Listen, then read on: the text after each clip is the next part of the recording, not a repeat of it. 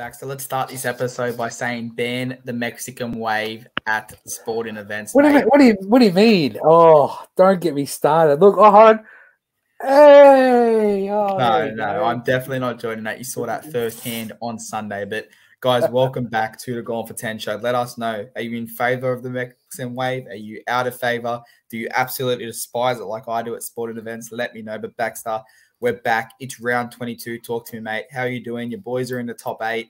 How are you feeling going into the last couple of rounds?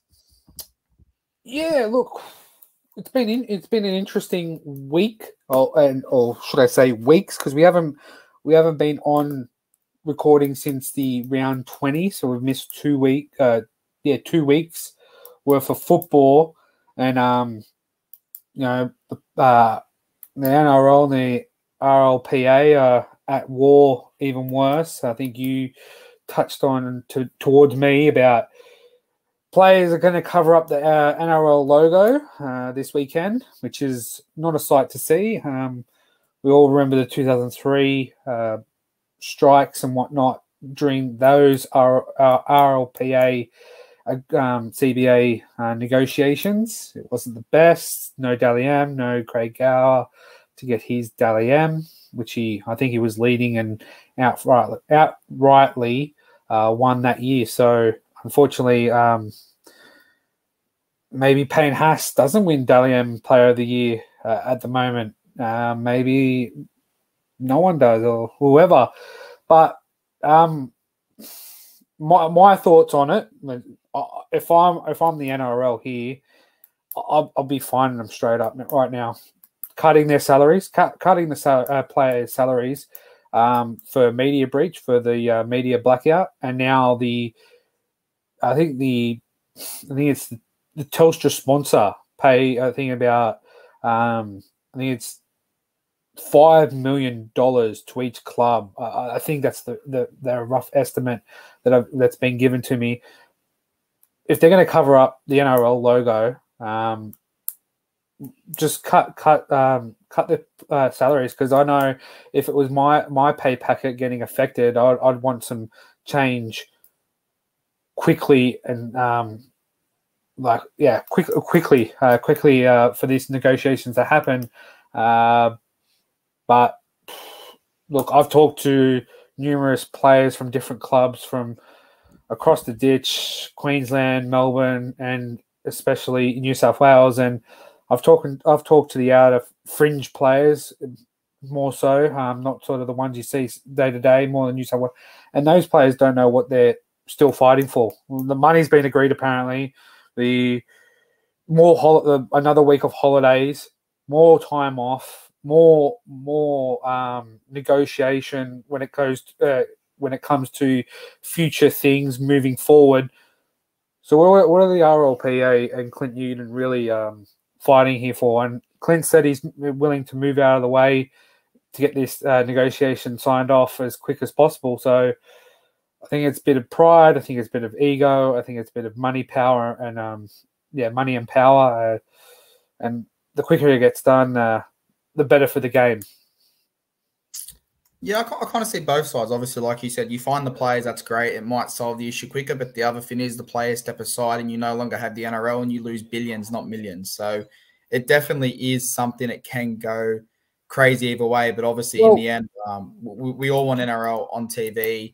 And for me, if they want to cover up their logo or something like that to make themselves feel good, I don't really care as long as they're playing week in, week out. But if you want to put an asterisk next to this year's title, I don't mind. Just give it to the Roosters. We'll take the asterisk. But Baxter, let's move into round 22. It is my boys up first. They are playing the Broncos. And because it is getting played at the Gabba on Thursday at 7:50, I'm going to throw it across to you to talk to me about this Brisbane side. I'll just pop it up on the screen for you now. Take it away. Yeah, look, we got the man with the most bluest eyes in rugby league history in Reece Walsh at fullback. Dave Marriott, Tony Staggs, Herbie Farnworth, Selbrod Corro round out the backs.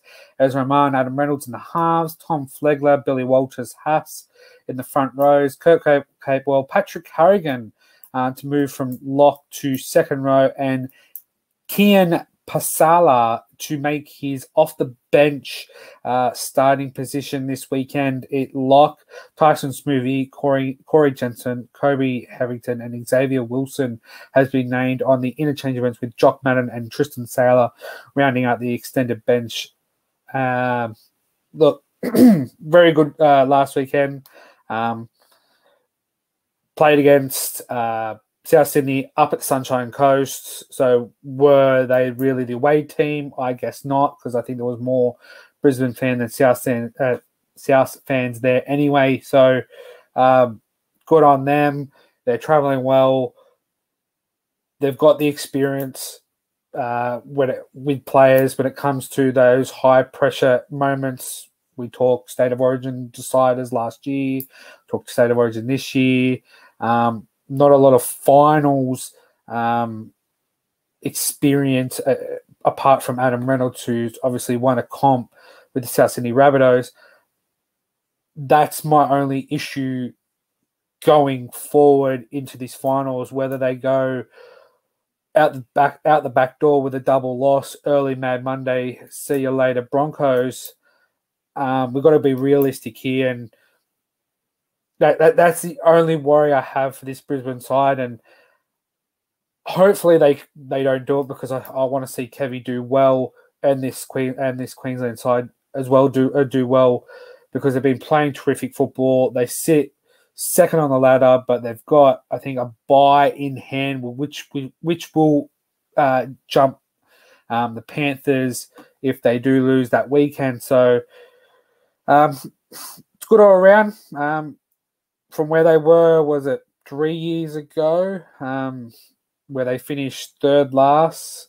This is an A++. The extra plus is for flavour.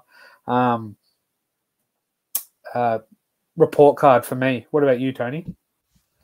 Yeah, they've been impressive this year. I think a lot of us were left disappointed last week when Latrell Mitchell was ruled out. We had the return of Reece Walsh. We had the return of Latrell Mitchell. We were going to see these teams go head-to-head last week, but unfortunately Latrell was out. Souths were missing a few players. So although Brisbane stepped up, and massive shout-out to them, because even without Latrell, Souths are brilliant. I would have loved to see how they went against the full-strength squad. But they are getting the job done, and you can only beat the teams that are in front of you. And like you said, if you look at where they were 3 years ago, if you look at where they were last year at this time when that crumble happened, Carrigan got suspended, they lost 3 or 4 on the bounce, they missed the top 8. This side doesn't strike that fear into you. And last year we sat there and we kept going, will they miss the 8? Do you think they'll miss the 8? Surely they can't lose next week. Where I sit here now and I go, they might lose 2 or 3 games. Say that in the run home, they're still going to make the top 8. They're probably still going to make the top 4. So massive shout out to Brisbane. Massive shout out to the coaching staff. They've turned it around. But Baxter, let's look at the side they are taking on, because this is at the Gubba. It is not at Suncorp Stadium. You've got James Tedesco, Daniel Tupu, Billy Smith, Joseph Manu, Mr. Joseph Suali'i, Luke Keary, and Sandon Smith in the halves, with Hargraves, Brandon Smith, Lindsay Collins, Egan Butcher, Nat Butcher, and Victor Radley to round out the 13, with Turpin, Brown, May, and Baker on the bench, with the extended bench of Corey Allen and CO1. Now, I don't want to say I'm too critical of this side, because we have had a rough season, but I look at on the weekend, if there's one thing that could potentially, if we keep winning games, keep us out of the top 8, it's our for and against. We go up 30-0. We're sitting comfortable. We win 36-18. We do all that work in the first half. We play 10 out of 10, 20 out of 10 performance in the first half, yet we still can't put together that 80-minute performance. And come the end of the season, this is why I'm saying our season's over. I don't think we make the 8. I don't think there's enough points left for us to make the 8. And even if we were to somehow get on equal points, we're sitting on minus 74 and against, or something crazy like that. So I don't think there's any chance we make it. But I look at this lineup and I go, Suali'i, finally, he used his height in the air. Daniel Tupu used his height in the air. Tedesco, whether it was incorrect or not to have the week off, he's come back. He played absolutely brilliant. He was probably one of the best players on the pitch. Lindsay Collins, he took his form from Origin. He's come in here. The whole squad just fired. And in the last 20 minutes, we felt as shit. So I guess, what do you make of this squad? What do you make of us moving forward? Do you give us a hope in making the top 8? And if we do, I guess, who drops out for them at their expense?